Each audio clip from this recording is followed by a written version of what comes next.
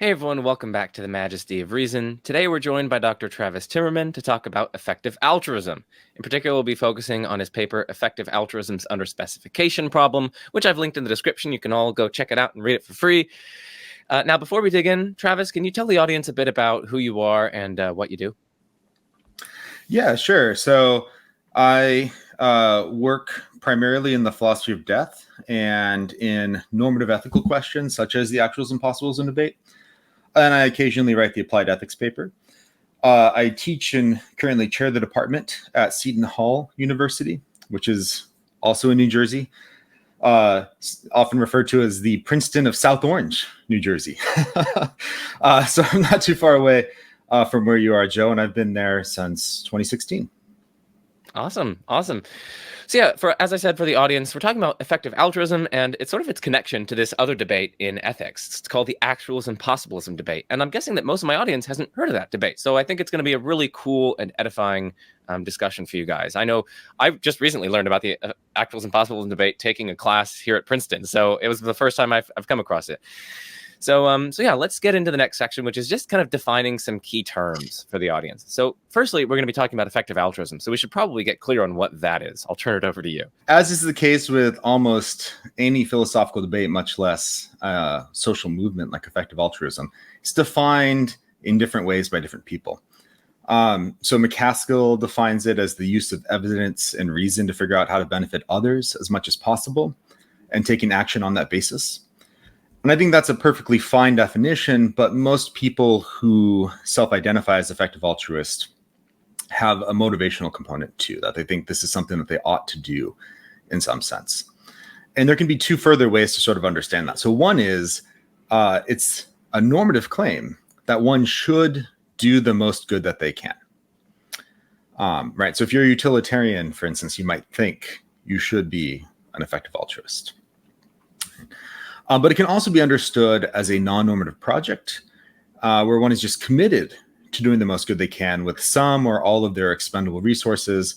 And they can do that irrespective of whether they believe that they're obligated to act in that way. So you might think, utilitarianism is false. It's way too demanding of a moral view, but it might bring my life meaning or value, or this might just be something that I care about. It might be supererogatory. So I'm going to commit to doing the most good that I can with the time and resources that I have available, or maybe some subset of the time and resources that you have available. That's the kind of layout. What I want to do for the purposes of the paper and the argument that I give in the paper is just understand effective altruism broadly to refer to somebody who believes that they ought to be doing the most good they can, either because they endorse that normative claim or because they've adopted this as a non-normative project. Awesome. So just to orient the audience, some people may not have heard of like effective altruism and sort of like what they're all about. So like, what are some examples of things that effective altruists say that we should do, or that like really would be good for us to do? What are some like aspects of the movement that might be of interest or might be salient? Yeah, well, so the ones that are salient are much smaller number than what you get from people who self-identify as effective altruists. It's actually surprisingly a big tent. So I think at the broadest level, anything that somebody thinks would do the most good, even specific to a domain, could count as effective altruism. So some people, for instance, are concerned about animal welfare after having read the work of people like Peter Singer, and they might commit to not doing the most good they can, period, but doing the most good that they can for non-human animals. And there can be a range of things, for instance, that you could do to help non-human animals, but some of them are going to be more effective than others. And what the movement does is puts a heavy emphasis on figuring out which of the ways are more effective and then focusing your time and energy on that. So, for instance, you could give to your local dog shelter, and that might be a nice thing to do. And that might make a difference to some dogs' lives. But using that same time and money that you have, giving to a different organization that says, try to stop people from purchasing factory farm meat, convincing them to go for a plant-based diet, that might make a larger difference to the welfare of non-human animals. Right now, that's an empirical question, whether it in fact would. And there's, as you can imagine, a variety of complicated issues that immediately arise. But the effective altruist, what will unify them is they'll be committed to figuring out the answer to that empirical question and then acting on that basis. So animal welfare was sort of something that was very common, I think, in early iterations of the effective altruism movement, or even before it went by that name. And then another concern that they had around the same time was helping people that live in extreme poverty, also rooted in the work of Singer. And more recently, some salient examples concern existential risk, the threat that AI might pose to us, whether we should be focused on the long term rather than the near term future. So maybe you could help a lot of animals now, billions, if you could eradicate factory farming by, for instance, making clean meat the norm, meat that's grown in labs and doesn't involve causing harm to any sentient creature. But other things could prevent or produce even more good, not prevent more harm, but produce more good. So maybe there's a very, very tiny chance that an asteroid is going to destroy the Earth. But if it destroys the Earth and prevents all subsequent life from evolving that would have otherwise evolved, that might just be missing out on way more good than we would be if we help the non-human animals now or the people that are living in extreme poverty. So mitigating existential risk, and as a result of things like threats from comets or the threat of AI or germ warfare, these are things that are grabbing the attention of a lot of effective altruists in the past few years. That's good. Yeah. And I mean, I guess like the thing that immediately comes to my mind is, being like intentionally very effective in using evidence with like your charitable donations. And, like you might just, this is one that you gave, but like you might just want to donate to your local soup kitchen or something like that. And it might do some good, it probably will do some good. It'll help maybe homeless people around you get food and shelter and whatnot. But you could use the exact same money and donate to like the Anti-Malaria Foundation and arguably do much more good. And so then what the effective altruist would say in that sort of case, given those stipulations, is that you should instead donate to the Anti-Malaria Foundation. I actually want to express skepticism that giving to lots of charities that are close to people's heart will, in fact, do some good. In many cases, it might be completely inconsequential or even do net harm. So Leif Winar has a paper called Poverty is No Pond that I highly recommend reading, and it covers a range of ways that our charitable interventions could actually do net harm.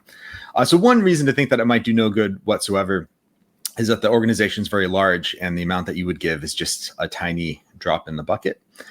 But other reasons to think broadly that it might do harm is you could make a difference, a causal difference with respect to your choice. But what would have happened had you not done that? This relates to the actualism possibilism debate in a way. Could be even worse. Right? So this is a speculative example, but when I was a graduate student in Syracuse, I'd go to the movies each week, and they would ask if I wanted to give an extra $1 when I bought a ticket for the children. That was the extent of the information that I was given. I'd ask like, what children and in what way is this helping them? And they often couldn't give me an answer. But when they finally did, it was not clear that if those funds weren't being given by people that were attending the movies or getting money from this charitable organization, that the state, for instance, wouldn't have stepped up and provided adequate funding for what the kids need. It was for some funding for some like after school programs that would fall within the purview of public funding in normal circumstances. So you might think that like you causally in some way maybe do cause some benefit to children if you give enough to do that, assuming that the money makes it to them. But it could be the case that if you and no one else gave anything, that they would have been even better off because it would have caused the state to step in and then fund the program better than you did. And that's a speculative example, but Winar gives lots of more realistic examples that we should have high confidence in that some charitable giving actually actively does harm. Interesting. All the more reason then to be very intentional with your effective with your charitable donations, so that you're giving to effective charities. But let's go then to the actualism possibilism debate, because that came up in your little point there. So maybe it would be helpful to introduce this debate with a concrete case. So I'll turn it over to you to introduce the actualism possibilism debate.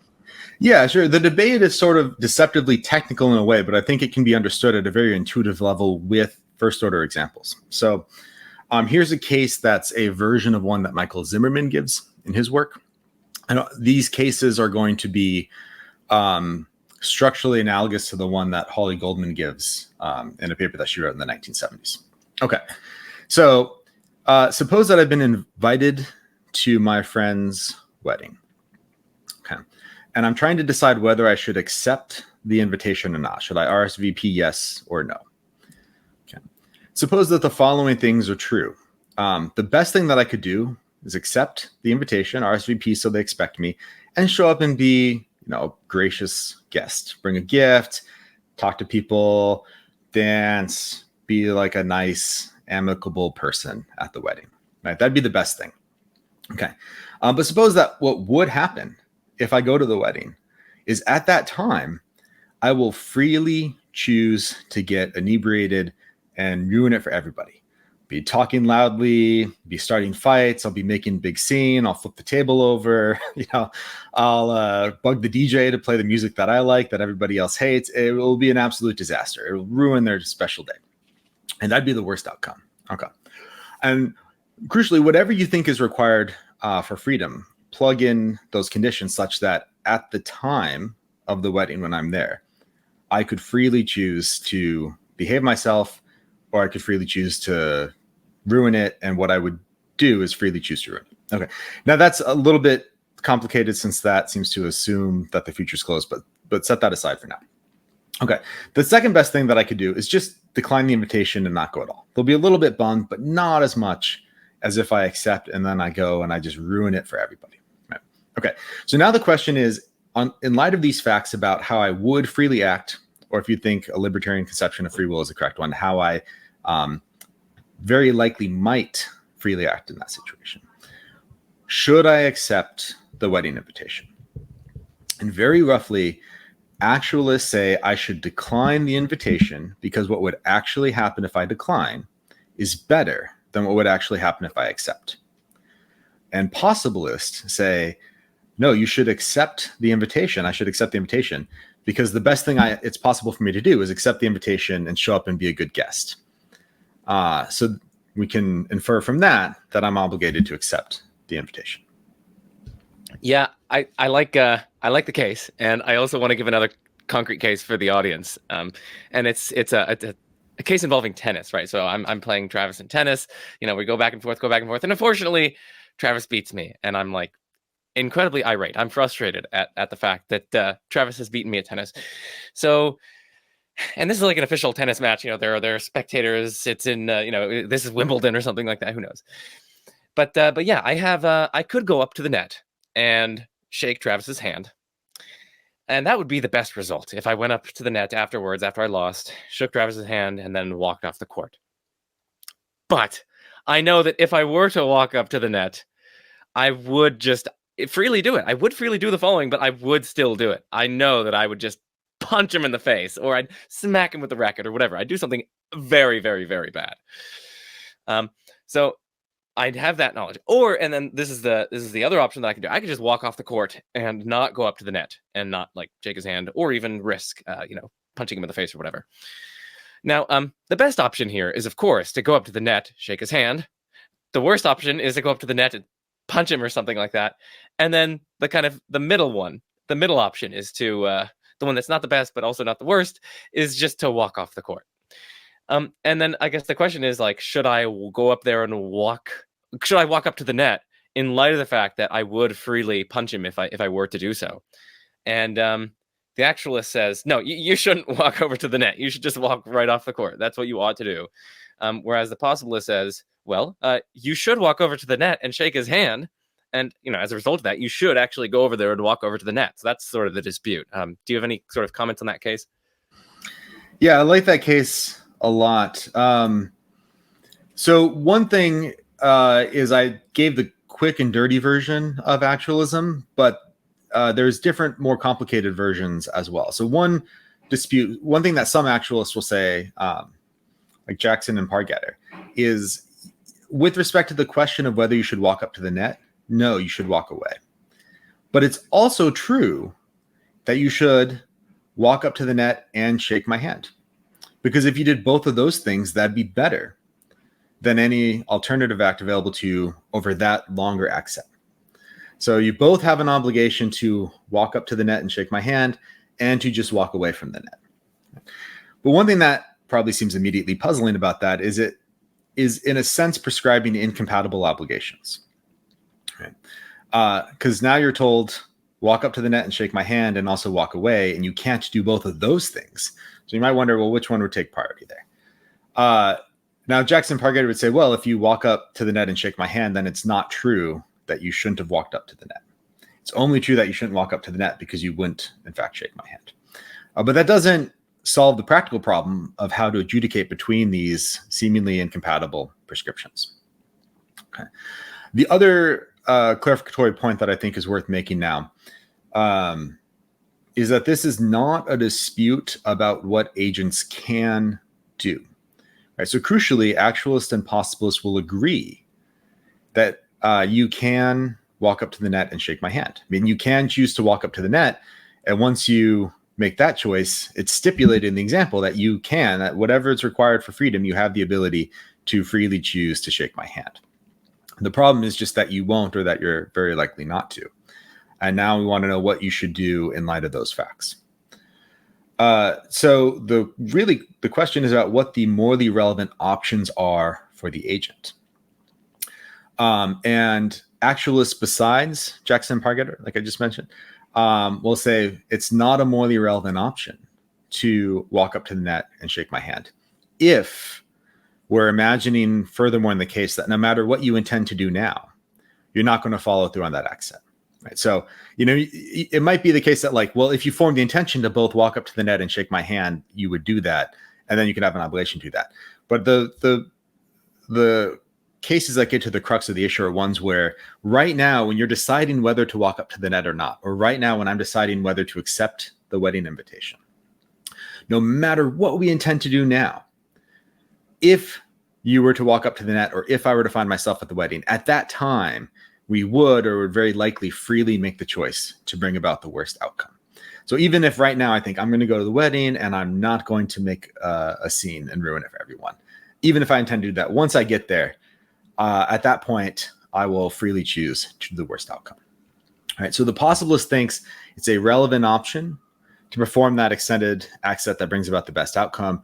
And actualists that build in this kind of control condition, the ones that are not like Jackson and Pargeter, they think that's not a relevant option. It's not a relevant option to perform the best outcome if no matter what you intend to do now, you're not going to follow through on it, or you're extremely unlikely to follow through on it.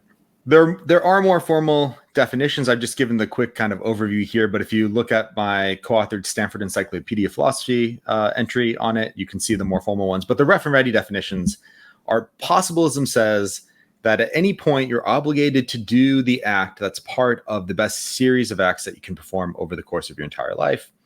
Whereas what I think of as a kind of standard version of actualism says at any point, sort of holding fixed what you would do after the act in question, you should perform the act now that would result in a better outcome than any of the other acts that are available to you right now. Awesome. Okay, so then let's get into some standard objections to actualism and possibilism. And maybe let's begin with the objections to actualism. So can you take us through the not demanding enough objection to actualism? Sure. So actualism seems like it might let agents off of the hook too easily. And this comes in part from the actualist treating your future self, that's outside of your immediate control, in the same way that they would treat another agent. And so your disposition to act wrongly in certain circumstances, according to actualism, can actually prevent you from incurring obligations that people who aren't as terrible as you would then incur. But that seems weird. You shouldn't get out of fulfilling obligations just because you're disposed to do bad. So if I, for instance, were asked to pick up my friend at the airport, and I could agree to do that and then drive safely. But what I'm disposed to do whenever I'm around airports, let's suppose, is just drive extra recklessly, extra aggressively, endangering their lives and scaring my passenger. Actualism would say, I don't have an obligation to pick up my friend at the airport. Maybe Joe should have to go do it because he's not going to drive so recklessly. But that seems weird. Why should I get out of this obligation just because I'm disposed to do wrong? And you can ramp up. I mean, you might think that's a minor wrong, but the important thing to keep in mind is you can just ramp up how bad the consequences are of not performing certain acts. And as long as you're disposed to not do the thing in question, no matter how easy it is for you, as long as you're just not going to do it, then actualism lets you off of the hook. Yeah, I mean, this is one of the ones that like made me really not like actualism. So, I mean, is there a like what do you think there's like the best? Do you think there's a good response to this, or what do you think is the best response? Like maybe we could just briefly say something on behalf of the actualist. Well, I'm not an actualist, so okay, what's the best response here? Well, I mean, one response that you might give is to go for the Jackson and Pargetter version of actualism, and then accept that there's jointly unfulfillable obligations in a sense. So you can say, yes, it's true that I should decline picking my friend up from the airport, but it's also true that I should accept and drive recklessly. I think another thing that the actualist can say that's plausible is, well, it's true that I avoid incurring an obligation to pick my friend up from the airport, but that doesn't make me immune from moral criticism. It might matter why I avoid incurring an obligation. So if you can't pick your friend up from the airport because your car broke down, then you avoid incurring that obligation. There's nothing morally criticizable about that, presumably. But if I avoid incurring an obligation to it because I'm just disposed to drive recklessly around airports, you might think, no, I don't have the obligation to do that, but I still deserve, in some sense, like moral condemnation for being the type of person who behaves so poorly around airports that I avoid incurring an obligation. So it does seem a little weird that you could be subject to moral criticism if you do nothing wrong. And you can set up the case so that I've done nothing wrong in my life before. And each time I'm doing the right thing, and we can suppose for the right reasons. Maybe I have it's kind of like a de re desire to do the morally right thing. But nevertheless, I'm subject to moral criticism. You might think that seems unfair, but that's one way the actualist could go that I think is not implausible. Interesting. So we're not gonna camp out on these because we are gonna get to effective altruism. So let's just move on to the next objection to actualism that we want to cover, which is the bad behavior objection. What is this? Yeah, so I mean, it's very similar to the not demanding enough objection, but rather than avoiding incurring an obligation to do something that's good, you might think it also prescribes positively bad behavior. It generates obligations for people to do things that are quite terrible. So assume, as I think is plausible, sorry for the gratuitous example, that killing two people is wrong and more wrong than killing one person, right? Suppose I'm prone to road rage. I'm making myself terrible on all these examples, but these are purely fictional examples. Right? So suppose I'm prone to road rage, and as I'm driving, I'm feeling really angry, and if I run over somebody in a crosswalk right now, I'll let go of that anger, and I'll refrain from killing anyone tomorrow. But suppose if I don't run over and kill someone in the crosswalk right now, what I would in fact do tomorrow is have the anger fester, and then I run over and kill two people. And that's even worse. But it is, by stipulation, possible for me to refrain from killing anyone either day. Right? It's not like the anger is so overwhelming that I don't have free will here, or that it's a compulsion. Whatever the requirements of freedom are, I have the ability to refrain from killing anyone today and killing anyone tomorrow. But actualism says that I incur a moral obligation to murder somebody today, because that'd be better than what would happen if I don't murder anyone today. That seems really bad. So I mean, you can really prime judgments against actualism by making the difference between the best case and the second best case very slim, and the difference between the second best case and the worst case very, very large. So you can just ramp up how much is at stake here, and the actual like 1,000,001,000 people. Yeah, 1,000,001 people versus 1,000,000,000 people, right? So like you could run over 1,000,000,000 people or something, right, compared to 1,000,001. Right.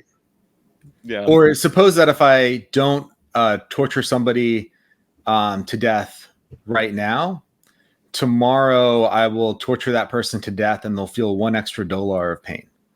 Right. So it's just like, they'll suffer a tiny bit more before they die. But I could just not torture them either day. And the actualist doesn't care about the difference between the amount of goodness of torture and not torture. As long as it's slightly better to torture them today than to not. then I'm obligated to torture them today. Right, and for the audience, that's because we're stipulating that even though you're free to refrain from doing both of these acts of torture or whatever, or each of these acts of torture, it's still the case that if you were to refrain from doing the first one on the first day, you would nevertheless freely go ahead and do the torture on the second day, and the actualist takes that into account in issuing their moral injunctions. Yes. Okay. Right. So then, again, we're not going to camp out on that one. So let's go to the non-ratifiability problem for actualism, which will be our last objection to actualism that we're covering here. Yeah. So I think this one is really interesting, though it's a bit trickier to explain. So let's go back to the wedding case. So I can accept the invitation, show up and behave myself, be the best outcome. Second best would be decline. Worst would be to accept the invitation and show up and ruin it for everyone, which is what I would do if I accept the invitation. Okay. But now let's add an additional part to the story, which is that there's multiple ways to bring about the middle outcome, right? So suppose that what would happen if I declined the invitation is I would just sit at home and watch TV, right? But what I could do if I'm sitting at home is instead, let's say, make fundraising calls for a charity. And suppose that I'm not very good at it, so it would be better than doing nothing when I'm at home, but not as good as going to the wedding and behaving myself. Right? Okay. So when I'm deciding whether to accept or decline the invitation, actualism says I'm obligated to decline the invitation and sit at home and watch TV, because that act set is what the value, the value of that act set is what's generating that obligation, right? Because I would in fact sit at home and watch TV if I declined the invitation, right? So it's determining how much good would result from declining the invitation, and that entails sitting at home, because that's what I would freely do, right? And suppose I say, okay, this is my obligation, and that sounds like fun. I like watching TV. I like relaxing and being lazy and doing nothing of value whatsoever. So I'll plan for that. I'll decline the invitation, and then I'll get ready to just sit at home and watch TV. But now something funny happens. Once I decline the invitation and I find myself sitting at home, all of a sudden it becomes impermissible to watch TV. Because when the time comes to freely choose to watch TV or to make phone calls for a charity, I will do more good if I choose to make phone calls for the charity. I'll be not as much good if I were at the wedding and behaving myself, but I'll still do more good than watching TV. So now I'm at the time of accepting or declining the invitation, I have an obligation to perform an act set, decline the invitation, and then watch TV, which the value of that determines my obligation. But if I start to do the thing that I'm obligated to do, then suddenly performing that act set becomes impermissible, and now I'm obligated to do something else. And one, that might just seem really weird that morality could operate in that way. How could you be obligated to perform a series of acts such that if you start performing every act in the series, finishing performing that series becomes impermissible? You might just think that's really weird on its face, and we should think of that as implausible. But also, how are you supposed to plan around that? You might think like a principle of rationality says that if you're morally obligated and then maybe rationally required to perform some series of acts, you should plan in light of that. And then this would just sort of wreak havoc on being able to make plans in virtue of what your obligations are extending into the future. And that's really weird. And possibilism is not subject to that problem. Interesting. Yeah, that is interesting. I don't think we covered that one when we talked about actualism and possibilism in our class, but I'll have to think about that one further. But we're gonna move on because we got to keep the train chugging to the to possibilism objections, or objections to possibilism. So the first one that we're gonna cover here is the worst outcome objection to possibilism. So what is this? Yeah. So in a nutshell, it's that possibilism can tell you to perform, that you're obligated to perform an act such that if you perform it, you're guaranteed to bring about the worst outcome. And to really make the possibilist squirm, keep in mind that just like you can change how much is at stake in the cases to prime judgments against actualism, you just do the reverse to prime judgments against possibilism. So in cases where the difference between the best and the second best outcome is minuscule, and the difference between the second best and the worst outcome is extremely large, possibilism seems to generate the wrong judgment. But no matter how bad the worst outcome is, Possibilism says it doesn't matter. You're obligated to do the act now. That's guaranteed, or at least very, very, very likely, overwhelmingly likely to bring about the just absolutely worst outcome. So to try to illustrate that, I mean, suppose that the best thing a physician can do, and this is a variation of a case that Frank Jackson gives. Suppose the best thing a physician can do to help their patient is to give them a shot today of a cure, and then give a second shot of the cure tomorrow. And that'll make them recover more quickly. But if they give the first shot today, when tomorrow rolls around, they're going to think, I don't want to do that. I want to go golfing. All right. So I'm just going to leave the patient hanging. If the patient only gets one shot of the cure, let's suppose, they'll just suffer horribly in agony for however long you want, and then they'll die. But the doctor has another option. They could just give a shot of a different version of the cure today, and it would work almost as well as a shot over 2 days. It would fewer hedon that the patient would get. Right? They might recover us a little bit later. Right? And possibilism doesn't care that you're not going to put it colloquially, it just doesn't care that you're not going to follow up with the second shot, no matter how bad that outcome is. And even though the difference between giving 2 shots over 2 days or just giving the larger dose right now is very minuscule, possibilism says, no, you should give the first shot of the 2-day sequence, even though that's just going to result in the absolute worst outcome. I know that one common thing that possibilists say in response is to appeal to like conditional obligations. So can you explain what a conditional obligation is, and then also like how possibilists wield this notion in order to respond to the worst outcome objection? Yeah.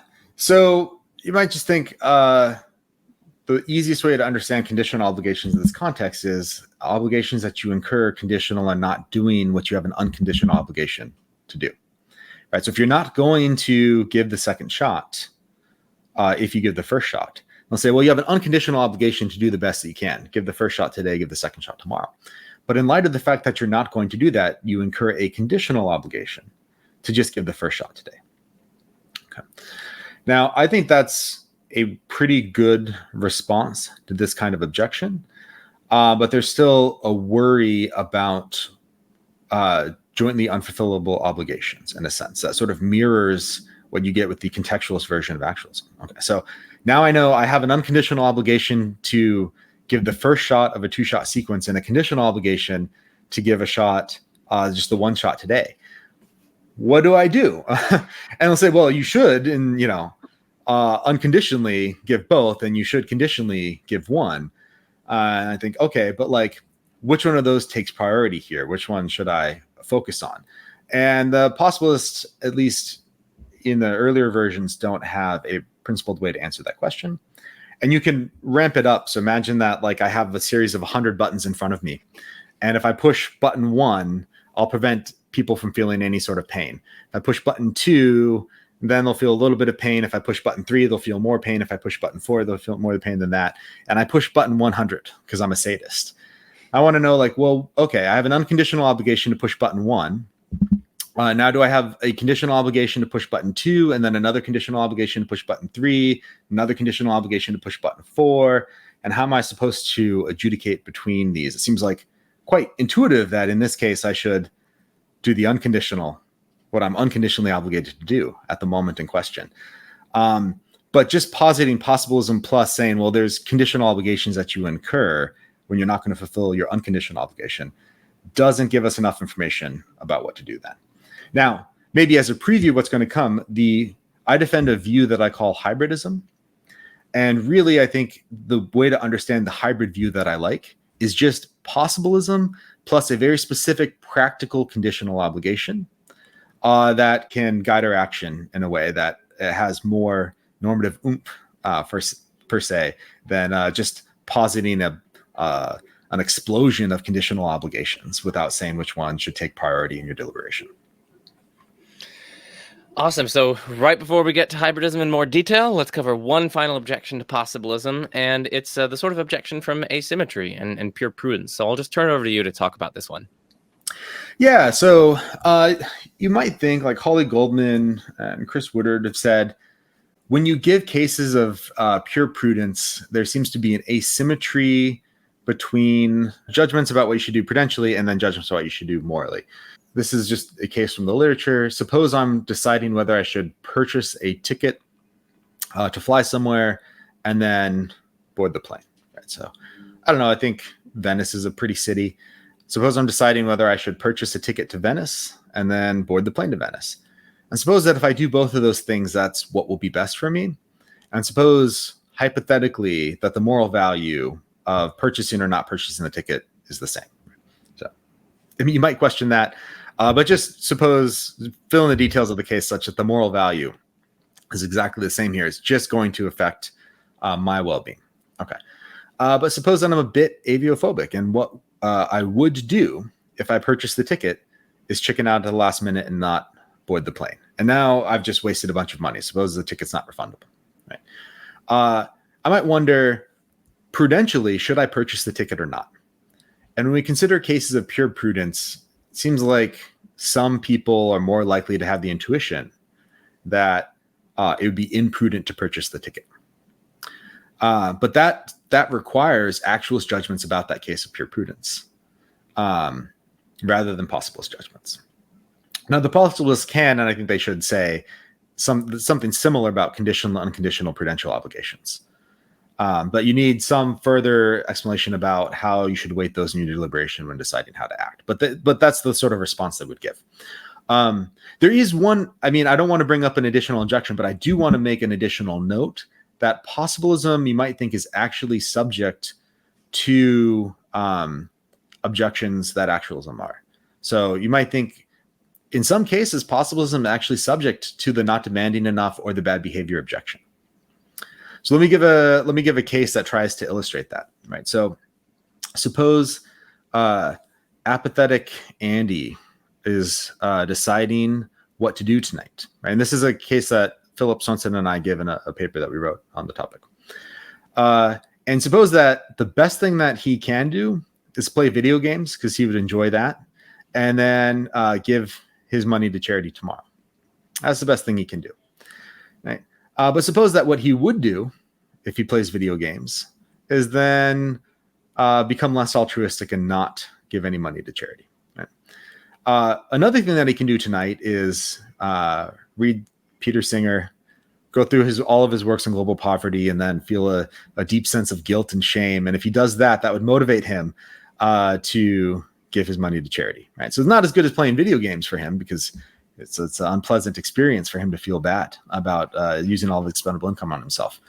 Now, interestingly, possibilism says Andy should be playing video games. So he's obligated to play video games tonight and then give his money to charity tomorrow. So he's obligated to play video games tonight. But actualism says, no, you incur an obligation to do something that's bad for you, namely stay up all night and reading Singer. Because then if you do that, you'll end up giving your money to charity tomorrow. So I think cases with that structure actually show that on some versions of on possibilism in some circumstances, you also avoid incurring obligations that we intuitively think you would have or could prescribe bad behavior. Interesting. Okay, so for the audience, just a kind of meta note, the relevance of all this is that Travis in his paper develops a kind of dilemma for effective altruism. And it's really along the lines of, effective altruists oftentimes say a lot of things that are very actualist sounding, and there are problems for actualism, as we've been talking about. But they also at times say a lot of things that are possibilist sounding, and there are problems for possibilism, as we've been talking about. So that's really what we're building up to. We're building up to this dilemma for effective altruism. But we're not going to go there yet, because we do still have to introduce hybridism, which is ultimately what Travis argues is a solution to this dilemma for effective altruism. So, Travis, can you tell us what hybridism is and kind of like why you go for it? And in the paper, at least, you say it's kind of like the best of both worlds. So I'll turn it over to you. Maybe you can give the kind of best of both worlds motivation, and then tell us what hybridism is firstly. Sure. And one thing, so that dilemma is exactly right. And one thing that I should say is I think hybridism is the best way for effective altruists to go as well, but it still will leave them in some uncomfortable positions by their own lights. Okay. So the formal definition that I give of my favorite version of hybridism is in the Australasian Journal of Philosophy paper that I co-authored with Ishai Cohen. called Moral Obligations, Actualist, Possibilist, or Hybridist. And there's a big, ugly, like 3-paragraph long formulation that's like excruciatingly tough to read. But here's the basic idea behind the view, which is that at the level of moral obligations, we should be possibilist. Right? So possibilism is picking out the criterion of right for us. But we are imperfect agents. And facts about how we would, or at least disposed to act in various situations, are practically relevant.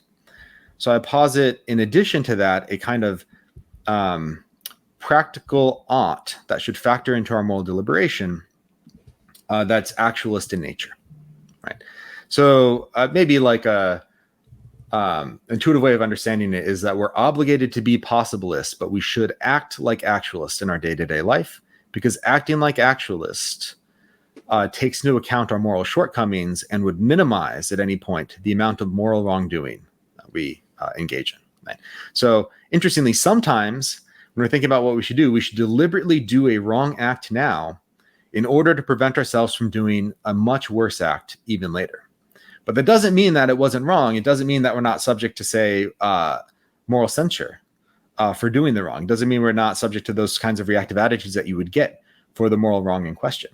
Still wrong. But when you're deliberating about what to do, you should act as an actualist would act. Yeah, and so then I guess like the core idea is then that you kind of get the best of both worlds. Like, I mean, hybridism avoids, so you argue, like the bad behavior objection and the not demanding enough objections, because you really are still morally requiring agents to do the best that they can throughout their life, right? But at the same time, hybridism avoids the worst outcome objection and similar things like that, because, well, you know, you have this practical ought, which is telling us like what to do, practically speaking, which is like actualist in character. It takes into account our various flaws and what we would freely do, even if it's kind of like suboptimal, etc. So I take that's like one of the core motivations behind the view.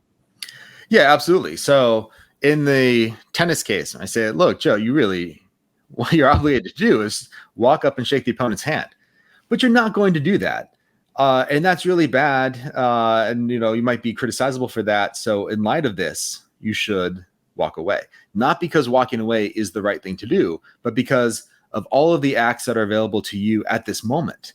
That is the one that'll minimize the amount of wrongdoing over the course of your entire life. Or at least maybe a slightly better way to put it is it's the best of the acts that are available to you at the time in question, of all of the ones that you could actualize. So I'm sure you've received this kind of objection to hybridism before, and maybe it's confused, so you're going to have to forgive me, but this is the thing that immediately came to mind. And I guess the thought is like, maybe you actually get the worst of both worlds instead of the best of both worlds, right? So like, after all, it seems like you still practically prescribe bad behavior, right? And your practical prescriptions just don't seem demanding enough, right? Even practically speaking, it seems like you practically ought to do better, you know, like the intuition there. The idea is that you let agents practically off the hook too easily. So, you know, maybe you still succumb to the bad behavior objection and the not demanding enough sort of objections. And moreover, while you posit a kind of actualist practical ought to avoid the worst outcomes objection, we might still think that, you know, your view still implies that one can be morally required to bring about an action that will, in fact, bring about the worst possible outcome. And one might think that that is in and of itself pretty implausible.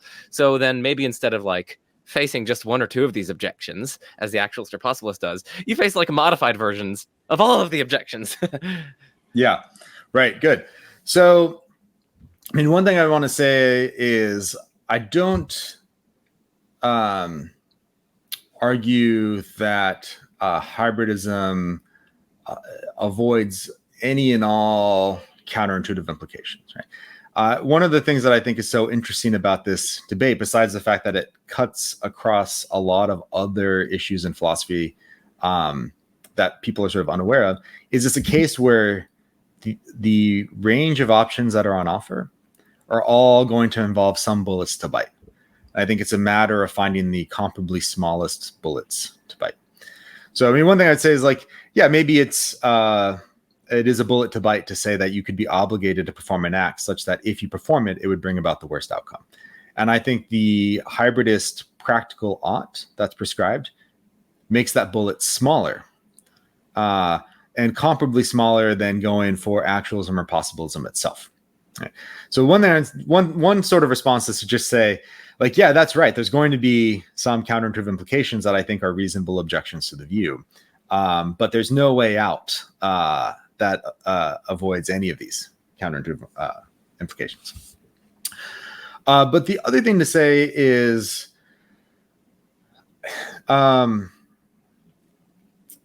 it's true that, for instance, you practically ought to sometimes engage in really bad behavior, and you can be practically let off the hook too easily.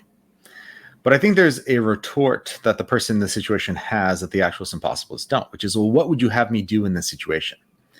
Right. So to be clear, the actualist ought in question builds in a control condition.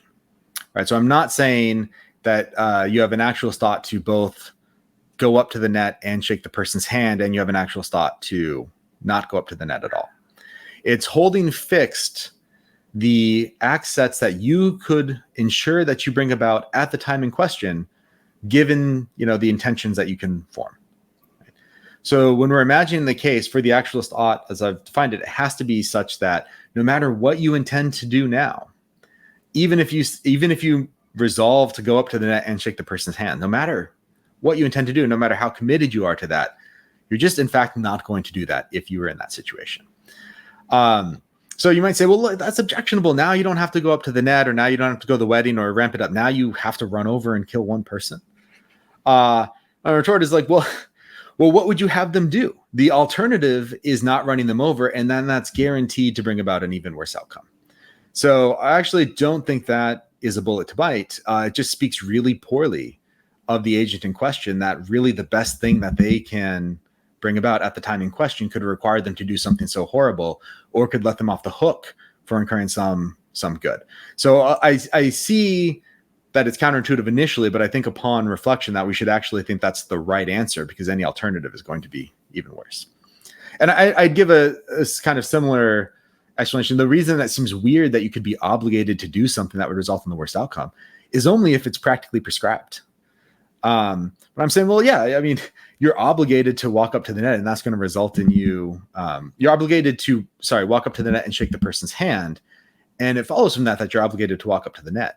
And you might think, okay, that seems weird because it's going to result in the worst outcome. But no, you shouldn't do that. So I think that really cuts out a lot of the force of it being counterintuitive, that you could be obligated to do something that if you start doing it, it would in fact result in the worst outcome. And again, what's the alternative? You don't have an obligation to do that. That just seems even worse. Right. Yeah. No, that's an interesting and kind of plausible two-part response. That's interesting. That's good.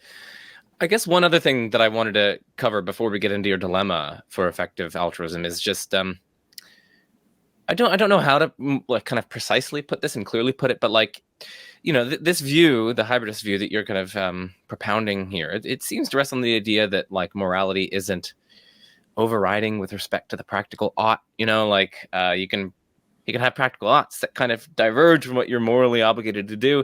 And I guess I think a number of people might find that uneasy. You're sort of practically prescribing things that are contrary to your moral prescriptions, and one might think that no, your moral prescriptions should be just overriding with respect to what you are to do.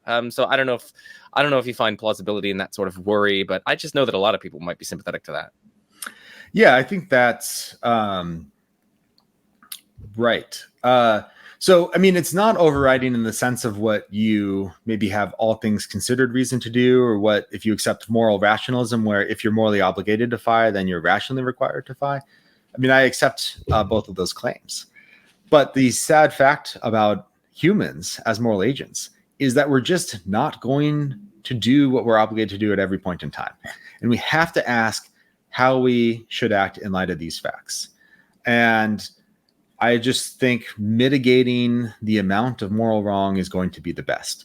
But really, but that is surprising and maybe disheartening in a way. And to your point, you might think, it gets even worse than that. It could be subject to some kind of blame dilemmas, perhaps, like world imposed blame through no fault of your own. You're just, given your nature as you've grown up. Once you become a moral agent and you can generate some moral responsibility, you can find yourself in these situations where if I don't do something that's wrong right now, I'm going to, or at least I'm very likely to do something that's much more wrong later. And how should you feel if you do the right thing now, knowing or at least believing justifiably that you're going to do something much worse later? I'd blame you for that. I think what a to use a technical term, what a dick thing to do. Right? Like, you're not going, like, suppose if I don't pinch somebody right now, I'm going to murder someone later, and I say no, morality is overriding. I'm going to not pinch them now, and I'm going to murder someone later, and that'll be very wrong. But morality is overriding. So at each point in time, I should try to do the thing that I'm morally required to do. I think what a terrible thing to do. You have to take account of like your moral shortcomings. And so, but if you pinch the person now and I say, on my view, well, you've acted wrongly and you can deserve blame for that in virtue of doing the wrong thing. Less blame, perhaps you might have it less negative, but like you should still have a negative reaction. Now that hybridism doesn't entail that specifically, because you get a view where people aren't blameworthy even if they culpably perform wrong acts. But very plausibly, and given like standard views about blame, to your point, it's going to generate some very surprising and I think counterintuitive conclusions. But again, I just want to say these are the ones we should endorse upon reflection. And also, I just looked into Platonic heaven and I found the truth and I put it on paper. So you should just accept that that's the case on the basis of my testimony. Yes, exactly. That's perfect. Okay, so then this has all been really important setup for your dilemma for effective altruism, because it has to do with this debate between actualism and possibilism. If you introduce that debate, it has to do with like some of the objections to these views, and it also has to do with your hybridist solutions. So all of this is really building up to this dilemma for effective altruism. So let's dig into that. I'll just turn it over to you to kind of set this up however you want. Just take us through it. Yeah. So I think the problem in a nutshell is that people in effective altruist circles sometimes implicitly assume actualism in what they say in defense of effective altruism, and other times they at least implicitly assume possibilism in ways that they both cannot be true. Even though the hybrid view that I give tries to take the best of both worlds, the assumptions that are being made in the debates are in fact in tension with one another. And moreover, I think if you accept just actualism or just possibilism, you're going to be committed to implications that are seemingly antithetical to effective altruism. Now, one qualification that I want to make is I'm not accusing any specific individual, like any specific effective altruist, of holding contradictory views, right? So I just want to be clear about that. Even if I mention some names, I'm not going to be saying that they in fact hold contradictory views. These are just examples where this person in question might implicitly assume actualism, or this person in question might implicitly assume possibilism. But each individual could have perfectly consistent views here. The thing that I want to bring out is we can't accept all of these things. Like the person who's reading what they are saying about how effective altruists respond can't consistently adopt every view that's being put on the table. Okay. And that's hard to see. Like, it's not, I wouldn't also blame anybody if they had inconsistent views, because this debate hasn't really made its way into the effective altruism space, and it's very easy to overlook and have views that are in tension without being aware of it. Okay. It's not like some obvious thing. Okay.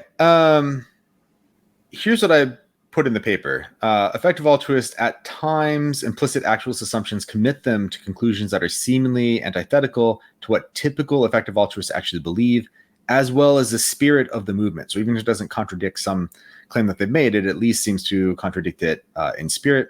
And it undermines effective altruist arguments against, for instance, moral offsetting and giving to charities that are close to the heart. And I'll talk about those in a minute. On the other hand, there are at times implicit possibilist assumptions commit them to conclusions that are also seemingly antithetical to what they believe and to the spirit of the movement, and they'll undermine typical responses to demandingness worries for the normative conception of effective altruism. And then I'm going to say that the best way for them to go is to accept my hybrid view, but that's still not going to get them everything they want. Okay. So here's just some specific examples. And the most good you can do, Peter Singer discusses and endorses people who keep some modest level of comfort for themselves. And, talks about somebody who decides to have a child because she thinks it would give her life great meaning and make her happy, even though that's going to prevent her from doing as much good as if she decided to not have a child and then used all the money that would be spent on this child that doesn't exist to help existing children. You could help them much more. And he makes similar prescriptions when he talks about whether you should earn to give, where earning to give is pursuing a career that you might not find necessarily intrinsically valuable, but would allow you to earn more money and then give that to effective charities and then do more good in the world. So rather than, say, going to work for the Make-A-Wish Foundation, where my wife actually used to work, you could go and study finance and work on Wall Street and make a bunch of money and then give it to the Make-A-Wish Foundation or other charities that are more effective in terms of how much well-being that it produces. And Singer will say, well, yeah, like that could be a good thing to do, but you have to consider whether you'd get burnout. Or Will McCaskill says in Doing Good Better, you might worry about whether you'd be corrupted by your anti-effective altruist colleagues, right? So if you're going into, say, you're becoming a lawyer and your colleagues are people that are as well off as you, you might feel pressure to buy a fancy car, to buy nice clothes, or to go out and celebrate with them, or to buy a nice house, or to do the things that they're doing. They might look at you weird if you're trying to spend your money to do as much good in the world, and that sort of pressure might make you freely choose to do worse than you could. Right. And in The Life You Can Save, Singer talks about how it might be going too much against human nature to not help or prioritize our family, even though strictly speaking, he thinks we should be completely impartial. So I should care about and not only care about my daughter's welfare as much as some stranger's child, but if I could use my resources to help a stranger's child ever so slightly more, then on his utilitarian view, not on EA necessarily, I'd be obligated to do that. And he says, that's not practical, even if there's a sense in which we could do that. He offers what he calls a realistic approach to giving with a very sort of modest amount of income that we should dedicate to giving to the most effective charities. It's far below what we could do. And it goes by, roughly how much money you make. But no matter how high it goes, it's still very, very reasonable. Okay. So these sorts of assumptions implicitly assume actualism. What I want to suggest is if you assume actualism, you're going to get commitments that are seemingly antithetical to EA. And I should say, in conversation, Peter Singer has said that he's an actualist. And then after this chapter, I read an interview with Will McCaskill where he mentions this debate and says that he endorsed actualism, if I understood it correctly. Okay. So, here's a case. Suppose Sally has some money in her bank account now, and suppose hypothetically she can't use it on anything else. But if she chooses to keep the money in her account today, then tomorrow she will have the option to give it to a very effective charity, say the Against Malaria Foundation, that'll provide bed nets to prevent children from getting malaria, and then in some cases dying. Okay. But she won't be able to buy the concert tickets tomorrow, and she can't donate to the Anti-Malaria Foundation today, the Against Malaria Foundation. Okay. So according to actualism, Sally's obligated to spend the money on herself today to get those concert tickets, rather than just leaving it in her account doing nothing. And then when tomorrow rolls around, giving it to the Against Malaria Foundation. And I just think that's the opposite of what effective altruists tell us to do. They would say she's not being a good effective altruist.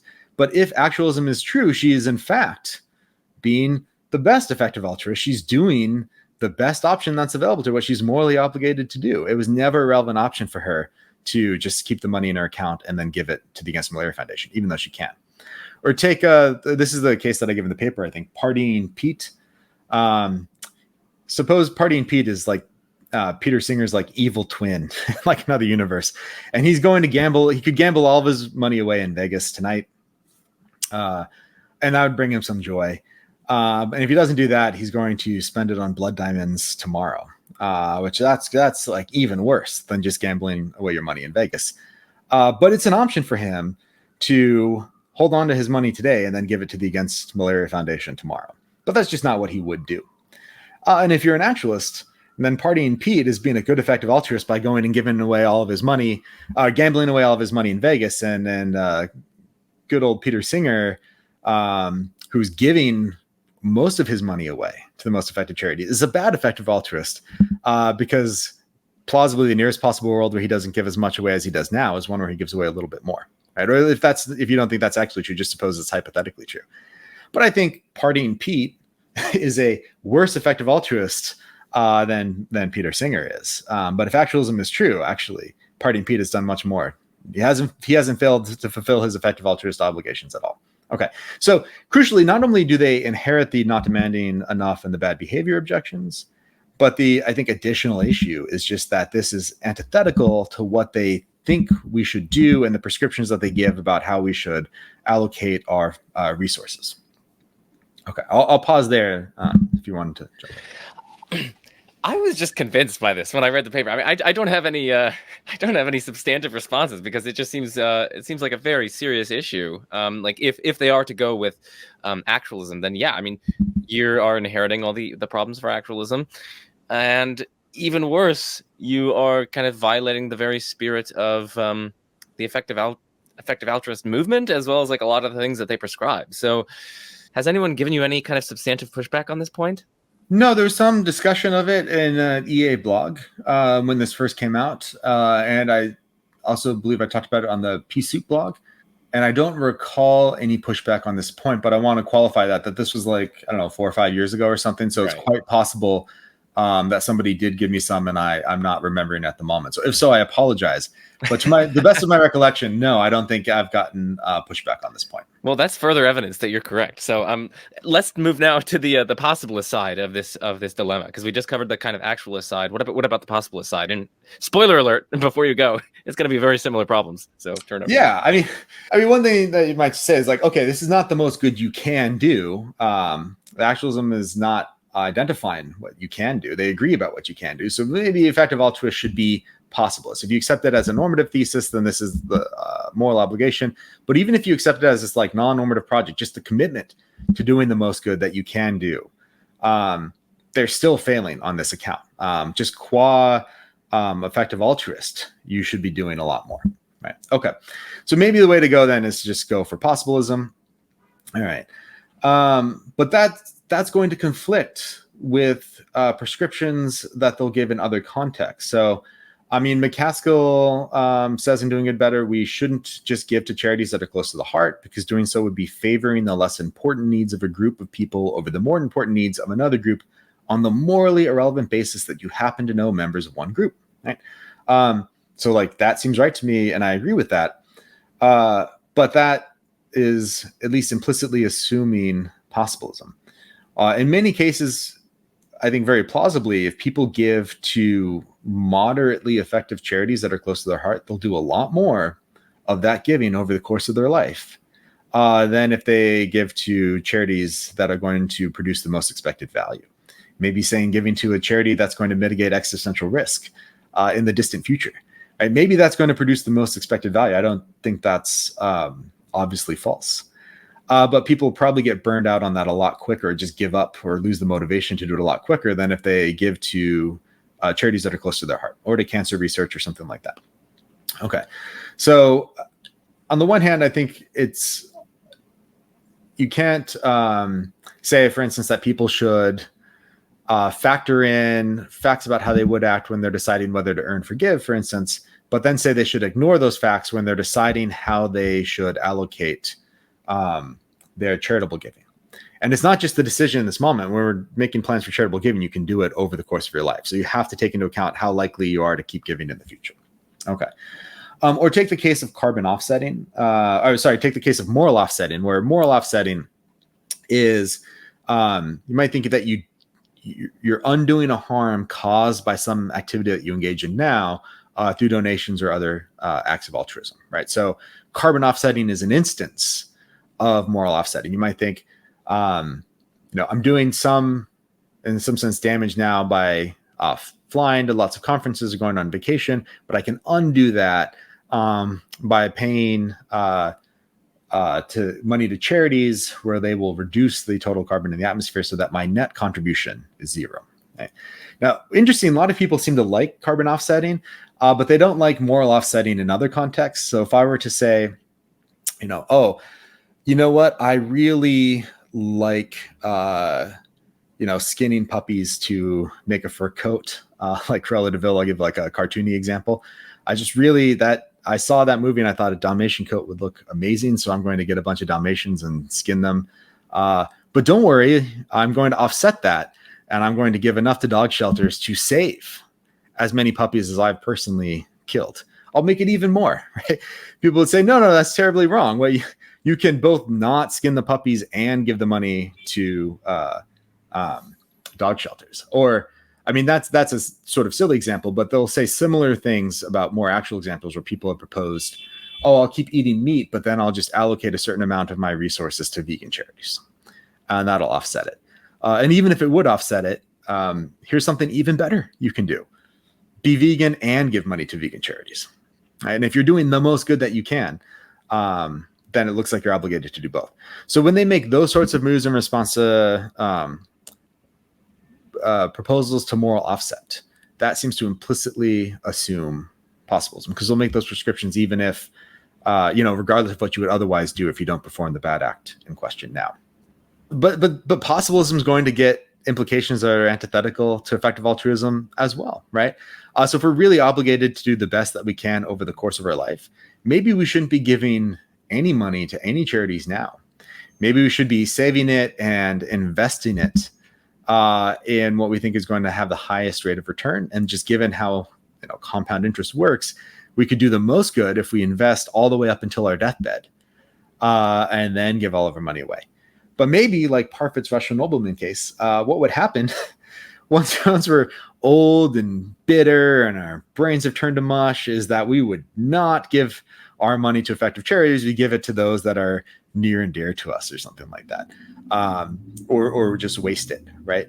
But possibilism, if you're a possibilist EA, like, you shouldn't care about that. If you should always do the most good that you can over the course of your entire life, you should maybe just withdraw from any charitable donations and then try to invest it all. Or you should earn to give, even if I know, say, if I went to pursue law, then I would have become like an anti-EA lawyer and then just use the money to do a bunch of bad things. But I could pursue law and then make a bunch of money and then give it to the most effective charities.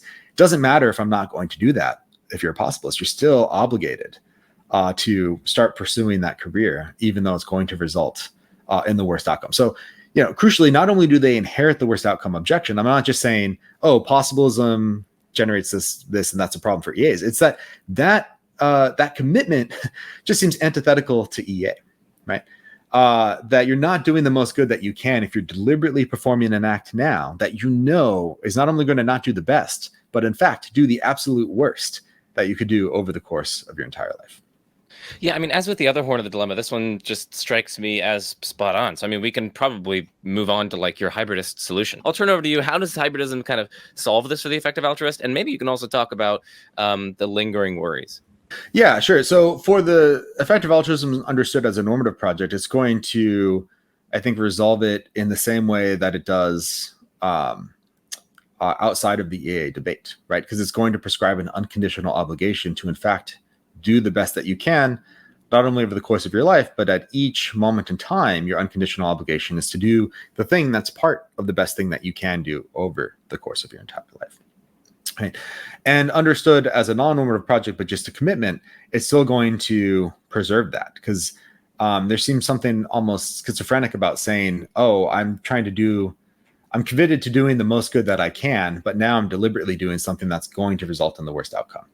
So even as a non-normative project, accepting hybridism that posits the possibilist ought can say, well, what I should be doing qua effective altruist at any point is part of the best thing that I can do over the course of my life. But effective altruism prides itself on being like giving practical prescriptions and being a movement that's grounded in evidence and reason, which I value greatly. I mean, I actually, just as an aside, if you look at my work, it might look like I'm very anti-effective altruist from like the paper titles, but I'm actually very sympathetic to the effective altruist project and want to be an effective altruist myself. I don't succeed, but I try. Like I, take on EA commitments. I value the movement a great deal. I'm a friendly critic, as you will. Okay. But since it prides itself on this, which I think I wasn't saying in a dismissive way, I think that's valuable. You can build into that evidence about how you would act if you make certain choices now. And then knowing that we're imperfect agents that are just not going to do the most good that we can over the course of our lives, try to minimize the difference between the optimal amount of good we could do and what we would do given the acts that are available to us at the time in question. So I think, practically speaking, the effective altruist should hold fixed what they're going to do in the future when deciding how to act now. So really, they are obligated, perhaps, to invest all the money and then give it on their deathbed. But they shouldn't do that, given how unlikely they would be to follow through on that claim. And they really should perhaps eat a plant-based diet. I mean, there's objections to that. You might worry about causal inefficacy and stuff, but let's just suppose you can make a difference. Maybe really the best thing you can do is eat a plant-based diet and give to charities that try to promote veganism.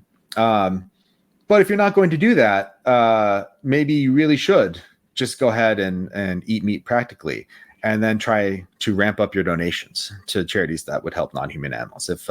If eating the meat is going to give you that extra motivation to do more to help non-human animals than you otherwise would. So, I mean, I think your audience can probably just fill in the details for how I would handle each of the cases that I gave for the dilemma.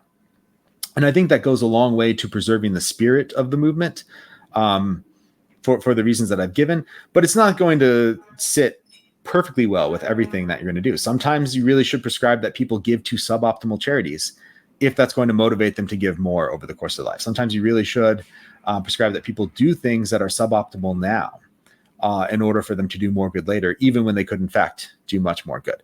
So it's not a complete vindication of effective altruism. Doesn't mesh perfectly well with it, but I do think it works comparably better than just actualism or just possibilism.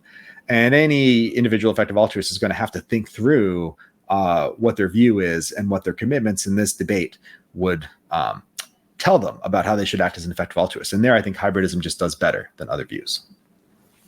Yeah. So, I mean, since I know you said, presumably you've talked a little bit with like effective altruists about like hybridism specifically, and what has been their sort of response? Do they kind of go along with this? Do they think that this is a reasonable solution to your dilemma and they are on board with it? Or, have you brought this up with like McCaskill or Singer? I'm curious about that. So not as much as you would think. I did talk about it with Singer just to get his judgments. And he said that he's an actualist in this debate. And then the only time that I spoke with McCaskill was about animal welfare and not where he stands on this, though I did read in the interview that he went actualist. I've talked with a lot fewer people about it than you might think. One is there's just lots of other pressing issues in effective altruism. And I think it'd be rude to just like bring up to them, hey, here's this paper in this debate, and I want you to tell me where you land on it. I just think that's not as important as the other things that might demand their attention right now. So it's actually a very, very small sample of people that I've talked to about it. Peter Singer was one, but that was also very briefly. So I'm not sure exactly how they would respond if they really spent more time doing this, but at least superficially, in a very small, perhaps unrepresentative sample of people have seemed quite amenable to hybridism. But maybe that's just like, oh, yeah, I don't want to stop talking about this. I want to talk about more important things. Or maybe it's because it's people that I know and that I'm friendly with, and there might be a different reaction if more effective altruists were to think through this impartially and really, really weigh the issues. They might come down in a different place. Yeah, that's interesting. I mean, clearly this is not, settling this issue is not as important as, for instance, like saving people's lives who are dying from malaria or something like that. But I still do think that this has some like pretty important practical ramifications, because I mean, it has to do with like what we practically ought to do with our charitable donations. Like, should we, instead of donating to the Anti-Malaria Foundation, should I instead donate to this local charity, which is not as effective, but in the long run, it'll help me, donate a little bit more and perhaps do more good and so on. So I don't know. I do still think it has a lot of practical ramifications, specifically like your dilemma and the hybridist solution. So this is just a call to the effective altruist listeners to just think about these issues more deeply and to maybe try to work out what your view is on this matter. Are you an actualist, possibilist, hybridist? What do you think of Travis's dilemma? You can let us know in the comments section. But I don't know if you have anything to say about like the actual practical importance of the kind of hybridist solution. Well, I appreciate the plug for that a lot.